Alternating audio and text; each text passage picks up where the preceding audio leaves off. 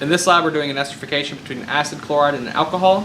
This reaction binds the two together to form an ester with the byproduct of hydrochloric acid.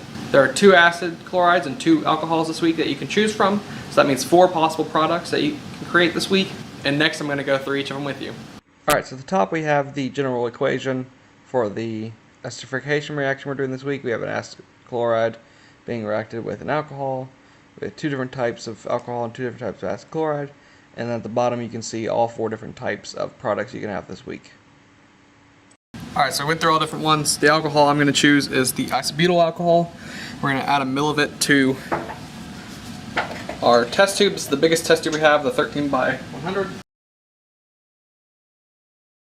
Alright, the acid chloride I'm going to use is the acetyl chloride. Alright, so we have about 0.92 milliliters of our acid chloride. The thing you want to make sure you do this is behind the glass, because acid chlorides can react quite a lot, and make sure you add slowly, as well as they react with the water in the air to form hydrochloric gas. So just make sure you're adding it slowly and behind the glass.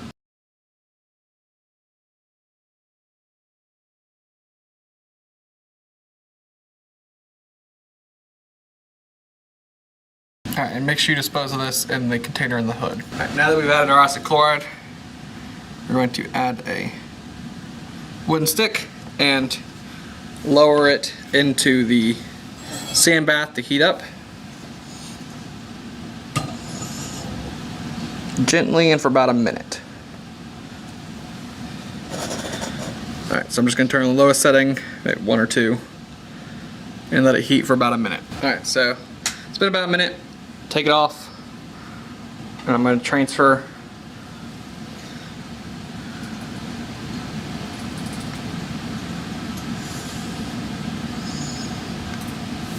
the test tube over to a new test tube holder. So now I have 2 mils of distilled water. I'm going to carefully add this to our test tube.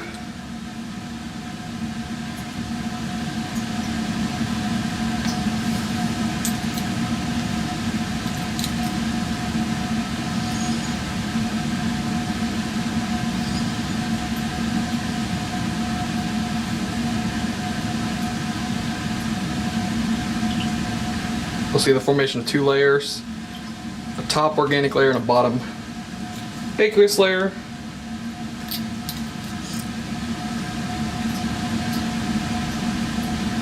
And we can tell that if you don't know which layer is which, if you watch the water, it forms a bubble and heads to the bottom.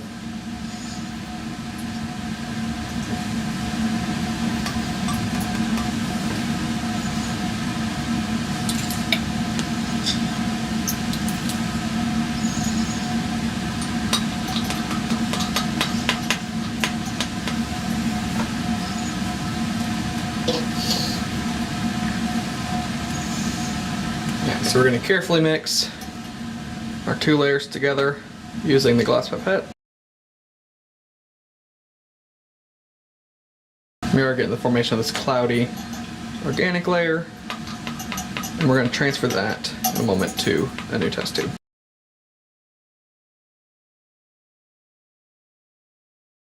Alright, so I think I got all that top layer I could while trying to avoid the bottom layer. So now I'm going to take this larger test tube, put it off to the side,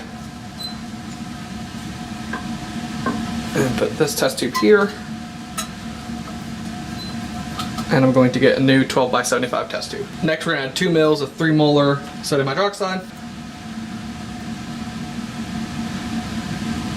Again, we'll see the formation of 2 layers.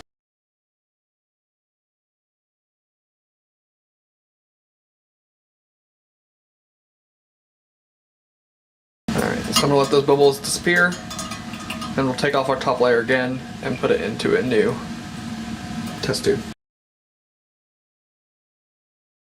We'll stop there, do the same thing, move this over here to the side, move this one back over to here. You don't have to do this, this just helps me keep track of which test tube is which. And now I'll get a small test tube. It's a 10 by 75. And put it over here. And now we're going to add 2 more mils of distilled water.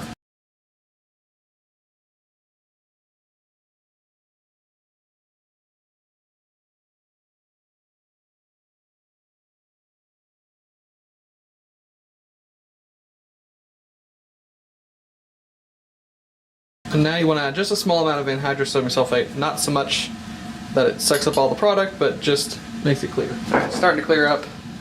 I'm gonna mix it around a little bit. Liquid looks pretty clear.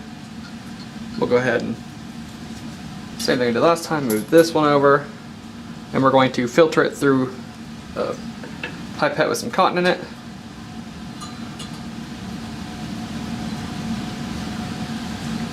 Into a new small test tube. Now we're going to transfer our liquid through the cotton filter to make sure no solids transferred over.